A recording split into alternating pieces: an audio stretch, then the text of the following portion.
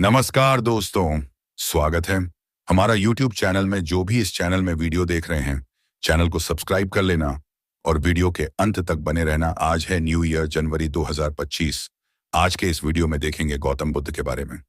इनका जन्म लुम्बिनी में 563 ईसा पूर्व अनार्य शाक्य कुल के राजा शुद्धोधन के घर में हुआ था। उनकी मां का नाम महामाया था, जो कोलीय वंश से थीं, जिनका इनके जन्म के 7 दिन बाद निधन हुआ। उनका पालन महारानी की छोटी सगी बहन महाप्रजापति गौतमी ने किया।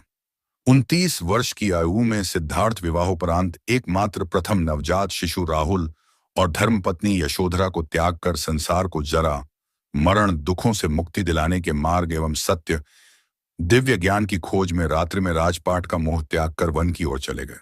वर्षों की कठोर साधना के पश्चात बोध गया बिहार में बोधि वृक्ष के नीचे उन्हें ज्ञान की प्राप्ति हुई और वे सिद्धार्थ गौतम से भगवान बुद्ध बन गए।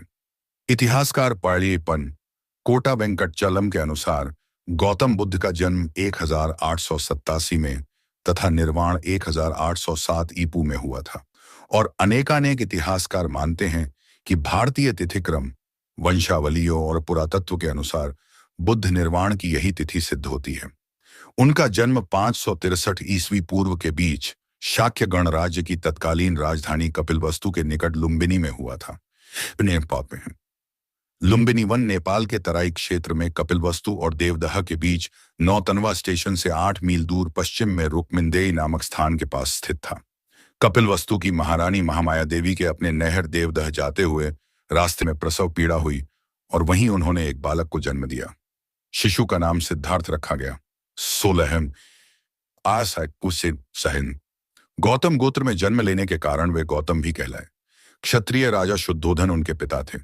परंपरागत कथा के अनुसार सिद्धार्थ की माता का उनके जन्म के 7 दिन बाद निधन हो गया था। उनका पालन पोषण उनकी मौसी और शुद्धोधन की दूसरी रानी महाप्रजावती गौतमी तायन ने की। शिशु का नाम सिद्धार्थ दिया गया, जिसका अर्थ है वह जो सिद्धि प्राप्ति के लिए जन्मा हो। जन्म समारोह के दौरान साधु दृष्टा आसित ने अपने पहाड़ के निवास से घोषणा की, बच्चा या तो एक महान राजा या एक महान पवित्र पथ प्रदर्शक बनेगा। 18 शुद्धोधन ने 5वें दिन एक नामकरण समारोह आयोजित किया और 8 ब्राह्मण विद्वानों को भविष्य पढ़ने के लिए आमंत्रित किया। सभी ने एक सी दोहरी भविष्यवाणी की कि बच्चा या तो एक महान राजा या एक महान पवित्र आदमी बनेगा। 18 दक्षिण मध्य नेपाल में स्थित लुम्बिनी में उस स्थल पर महाराज अशोक ने 3री शताब्दी ईसा पूर्व बुद्ध के जन्म की स्मृति में एक स्तंभ बनवाया था। बुद्ध का जन्म दिवस व्यापक रूप से थेरावदा देशों में मनाया जाता है। सिद्धार्थ का मन बचपन से ही करुणा और दया का स्रोत था। इसका परिचय उनके आरंभिक जीवन की अनेक घटनाओं से पता चलता है। घुड़दौड़ में जब घोड़े दौड़ते और उनके मुंह से झाग निकलने लगता तो सिद्धार्थ उन्हें थका जानकर वहीं रोक देता और जीती हुई बाजी हार जाता। खेल में भी सिद्धार्थ को खुद हार जाना पसंद था, क्योंकि किसी को हराना और किसी का दुखी होना उससे नहीं देखा जाता था। सिद्धार्थ ने चचेरे भाई देवदत्त द्वारा तीर से घायल किए गए हंस की सहायता की और उसके प्राणों की रक्षा की। और भी जानकारी लेने के लिए वीडियो के अंत तक बने रहना और वीडियो को लाइक करें और सब्सक्राइब करें। शिक्षा एवं विवाह। सिद्धार्थ ने गुरु विश्वामित्र के पास वेद और उपनिषद को तो पढ़ा ही, राजकाज और युद्ध विद्या की भी शिक्षा ली। कुश्ती, घुड़दौड़, तीर कमान, रथ हाँकने में कोई उसकी बराबरी नहीं कर पाता। 16 वर्ष की उम्र में सिद्धार्थ का कन्या यशोधरा के साथ विवाह हुआ। पिता द्वारा रथुओं के अनुरूप बनाए गए वैभवशाली और समस्त भोगों से युक्त महल में वे यशोधरा के साथ रहने लगे, जहां उनके पुत्र राहुल का जन्म हुआ। लेकिन विवाह के बाद उनका मन वैराग्य में चला और सम्यक सुख शांति के लिए उन्होंने अपने परिवार का त्याग कर दिया। राजा शुद्धोधन ने सिद्धार्थ के लिए भोग विलास का भरपूर प्रबंध कर दिया। 3 रथुओं के लायक 3 सुंदर महल बनवा दिए। वहां पर नाच गान और मनोरंजन की सारी सामग्री जुटा दी गई। दास दासी उसकी सेवा में रख दिए गए।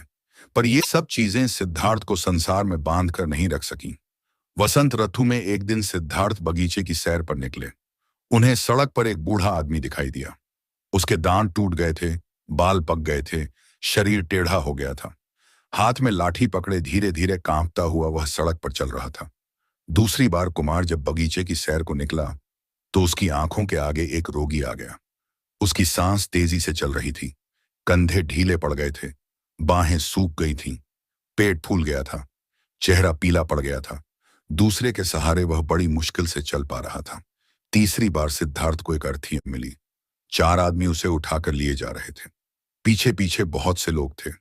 कोई रो रहा था, कोई छाती पीट रहा था, कोई अपने बाल नोच रहा था। इन दृश्यों ने सिद्धार्थ को बहुत विचलित किया। उन्होंने सोचा कि धिक्कार है जवानी को, जो जीवन को सोख लेती है। धिक्कार है स्वास्थ्य को, जो शरीर को नष्ट कर देता है।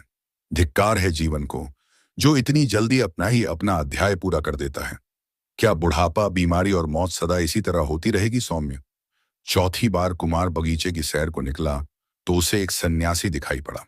संसार की सारी भावनाओं और कामनाओं से मुक्त प्रसन्न चित्त सन्यासी ने सिद्धार्थ को आकृष्ट किया। कुशीनगर भारत के उत्तर प्रदेश में एक प्रसिद्ध बौद्ध तीर्थ स्थल है। यहाँ गौतम बुद्ध की मृत्यु और अंतिम संस्कार हुआ था। धन्यवाद।